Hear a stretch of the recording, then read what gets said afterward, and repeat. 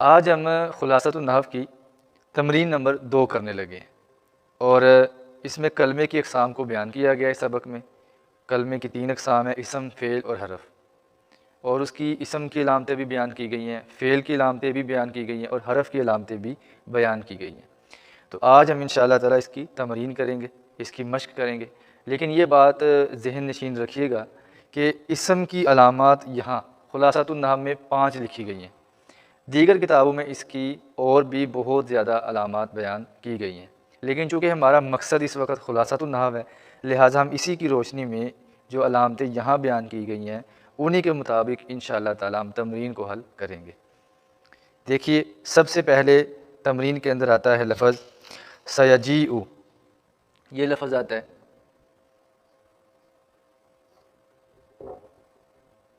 सयजीउ लफ़्ज़ आता है।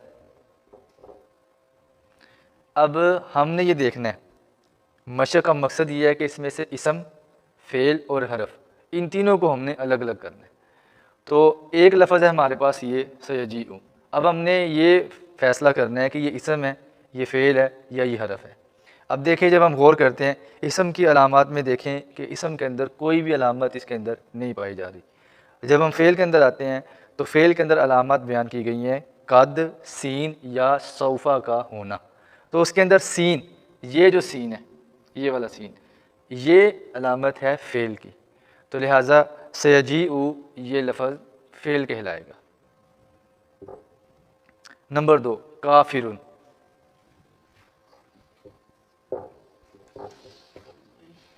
काफ़िरुन, इसमें इसम की अलामत पाई जा रही है तनवीन, ये वाली, लिहाजा काफ़िरुन इसम है और इसम की अलामत इसके अंदर तनवीन का होना यानी 2 पेशों का होना है। नंबर 3, अन्नार, इसका माना आग है।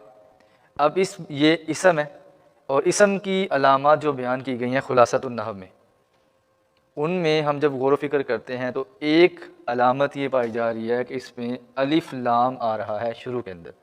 तो जिस लफ्ज़ के शुरू में अलिफ लाम होगा वो इसम कहलाएगा। तो लिहाजा अन्नार ये इसम हुआ। इसके बाद है फ़ी।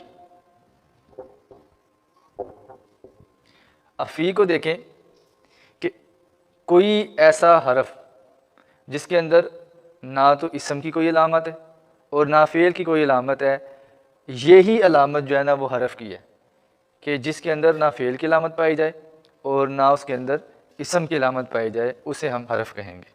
इसके बाद आता है क़द सारा का।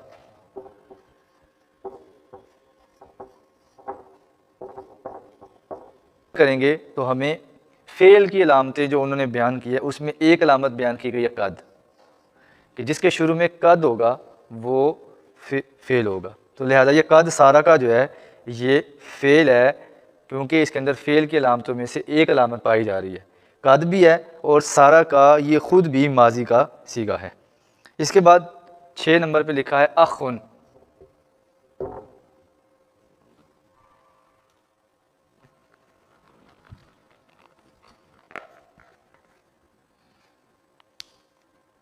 इसके बाद आता है अख़ुन।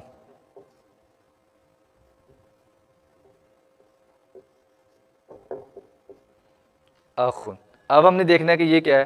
तो जब हम गौर करेंगे तो हमें पता चलेगा कि इस पे 2 पेशें आ रही हैं और 2 पेशों का आना यानी तनवीन का होना ये इसम की अलामतों में से है, लिहाजा अख़ुन ये इसम कहलाएगा। इसके बाद है ला तकज़िब।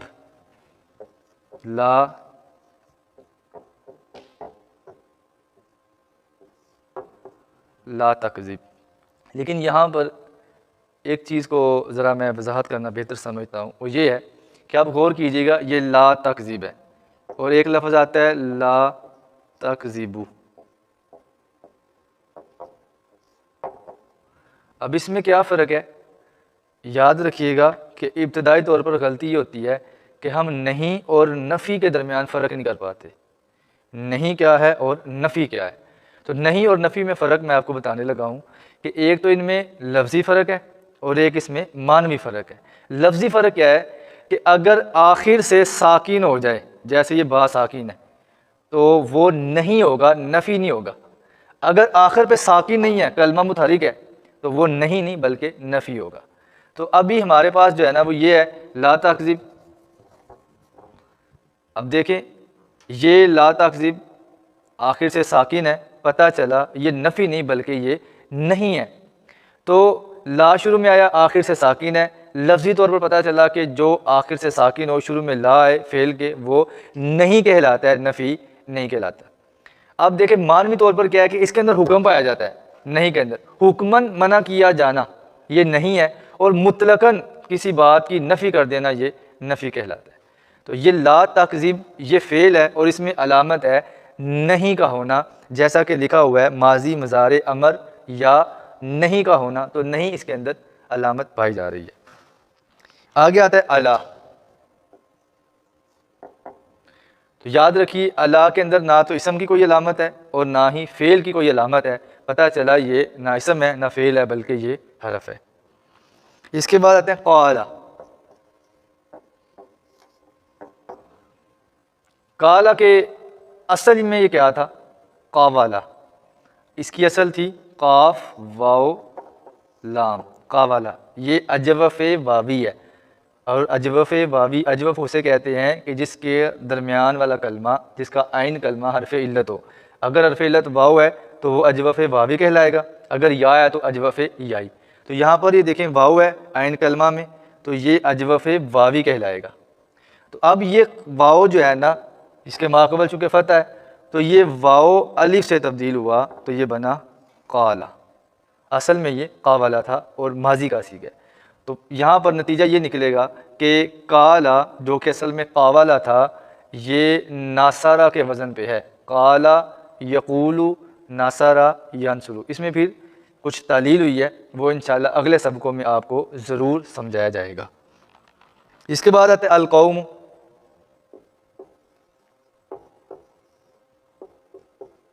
तो जैसा कि हमने यहाँ पर बयान किया था ये कि जिसके शुरू में अलिफ लाम हो वो इसम है, लिहाजा अल कौम के शुरू में अलिफ लाम है तो ये भी इसम होगा, क्योंकि इसम की अलामतों में से एक अलामत पाई जा रही है।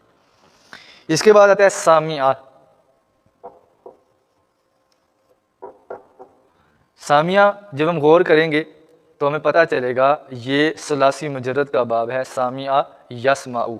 और सामिया ये फ़ेल माजी का सीगा है, लिहाजा फ़ेल के अलामतों में से एक अलामत है माजी का होना। तो ये फ़ेल माजी होने के अतबार से ये अलामत है और ये फ़ेल कहलाएगा। इसके बाद है काफ़िलातुन।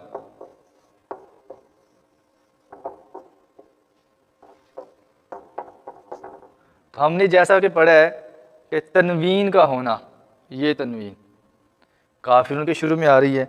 इसी तरह हमने अलामत नंबर 4 पढ़ा हुआ है इसम की अलामतों में से खुलासतुन नहव में, कि इसम की अलामतों में एक अलामत है तनवीन का होना, एक अलामत है तनवीन का होना। तो ये तनवीन भी पाई जा रही है और गोल ता का होना भी अलामत है। ठीक है जी, जैसे कुर्रासतुन। तो यहाँ पर तनवीन भी है और गोल ता भी है, पता चला ये हरफ और फ़ेल नहीं बल्कि ये इसम है। इसके बाद आते हैं हम सौफा तालमु।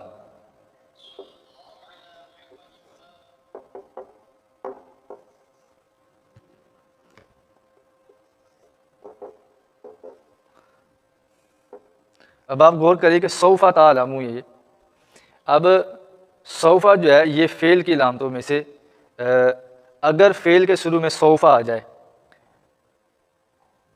अब बात करते हैं हम सौफा तालमु पे। सौफा तालमु ये फ़ेल है और अलामात के अंदर, इसके अंदर जब हमसे ये पूछा जाएगा भाई आपको कैसे पता चला ये फ़ेल है, तो हम कहेंगे कि इसके शुरू में सौफा आ रहा है। तो जिसके शुरू में सौफा आ जाए वो इसम और हरफ नहीं होता बल्कि वो फ़ेल होता है, इसलिए ये अलामत है सौफा, ये फ़ेल कहलाएगा। जन्नतुन।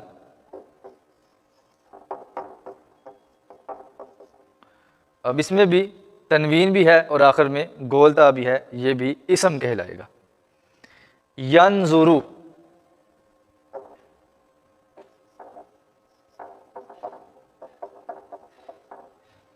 अब यंजुरु ये सलासी मुजर्रद से नासारा यंसुरु के वज़न पर, नाज़ारा यंजुरु के वज़न पर ये फ़ेल मुज़ारे का सीगा है, इसलिए ये फ़ेल कहलाएगा, इसम और हरफ नहीं होगा। अस्सिरात। पीछे यहाँ पर भी वही अलामत है, यहाँ पर भी यहाँ पर है और अभी तक एक दफ़ा गुजरा है, तो इसके शुरू में अलिफ लाम आ रहा है, पता चला ये इसम है, फ़ेल और हरफ नहीं है। उनसुर,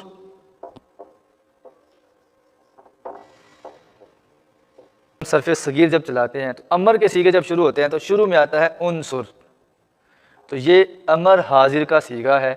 तो अमर हाजिर होना ये इसम की अलामत भी नहीं है, हरफ की अलामत भी नहीं है, बल्कि ये फ़ेल की अलामत है। तो पता चला ये इसम भी नहीं है, हरफ भी नहीं है, बल्कि ये फ़ेल है। अब हम इस मशक़ को हल करने का एक आसान तरीका आपको बताते हैं। वो आसान तरीका ये है कि इस मशक़ को हमने करना किस तरह। इसके लिए अभी हम आपके सामने एक तरीका रखेंगे, उस तरीके पर आप जब नज़र दोहराएंगे तो आपको पता चलेगा कि इस तमरीन को बेहतर अंदाज से कैसे किया जा सकता है। और अगर हम इस अंदाज से करेंगे तो हमें बहुत सारी इसकी अच्छे तरीके से समझ आएगी और हमें पता चलेगा कि हमने तमरीन को हल कैसे करना है। और याद रखिए, किसी भी चीज़ के अंदर महारत उसी वक्त हासिल होती है जब उसमें प्रैक्टिस की जाए। अब आप ऐसा करें, कुरान पाक को ले लें, कुरान पाक के अंदर आप 20 से ज़्यादा मिसालें तलाश करें जो इसम की हैं, 20 से ज़्यादा तलाश करें जो फ़ेल की है, और 20 से ज़्यादा तलाश करें जो हरफ की है। अब ज़्यादा से ज़्यादा क्या होगा, आप गलती करेंगे, लेकिन इस गलती पर जब आपके उस्ताद साहब आपको गाइड करेंगे या आप जिनसे पढ़ रहे हैं, बाकायदा आप अगर दर्स निज़ामी कर रहे हैं तो ठीक है, अगर वैसे दर्स निज़ामी नहीं कर रहे, वैसे कोर्स कर रहे हैं, किसी से पढ़ रहे हैं, तो जब वो एक दफ़ा आपकी गलती निकालेगा, आपकी मेहनत पर जब वो गलती निकालेगा तो उसका फिर लेवल कुछ और होगा। तरीका हम बताते हैं इस मशक़ को करने का। आसान तरीका क्या है, आपने लगाना है, यहाँ पर एक लाइन लगा दी, 2 लाइनें लगा दी, 3 लाइनें लगा दी, ठीक है जी। शुरू में आपने लिखना है हरफ, लफ्ज़ लिखना है, जैसा कि आप लिखते हैं काफिरुन। ये काफिरुन एक लफ्ज़ है, इसके बारे में यहाँ पे लिखा हुआ है इसम, फ़ेल, और आगे आता है हरफ, और आगे अलामत। तो आपने लिखना है, यहाँ पर आप टिक लगा दें कि ये काफिरुन इसम है, और अलामत के तौर पर लिखेंगे आप यहाँ पर तनवीन। फिर आप लिखेंगे, क्योंकि कॉपी पे लाइनें लगी होती हैं, फिर आप लिखते हैं अन्नारु। चलिए अब हम कोई और मिसाल लेते हैं, कद सारा का ले लेते हैं, कद सारा का, इसके हम यहाँ लगाएंगे इसकी लाइन में कि ये फ़ेल है, और अलामत है शुरू में कद का होना, शुरू में कद का होना। तो इस तरह आप फ़ी ले लें, ये लगेगी यहाँ पर कोई अलामत नहीं। तो इस तरह आपने कापियों के ऊपर जब तमरीन करनी है तो आपने तमरीन को इस अंदाज के अंदर बयान करना है। ये अभी हमारा आगाज़ है, तो अभी हम ज़्यादा मुश्किल अबहास को मैंने जिक्र नहीं किया, ताकि इब्तदाई तालिब इल्म को छोटे लेवल से समझाना शुरू करें। तो आगे चलकर इंशाअल्लाह अज़ीज़ दीगर किताबों के अंदर जो इसम की मज़ीद अलामात हैं, फ़ेल की मज़ीद अलामात हैं, और हरफ के बारे में जो गुफ्तगू की गई है, हम उसे ज़रूर बयान करेंगे।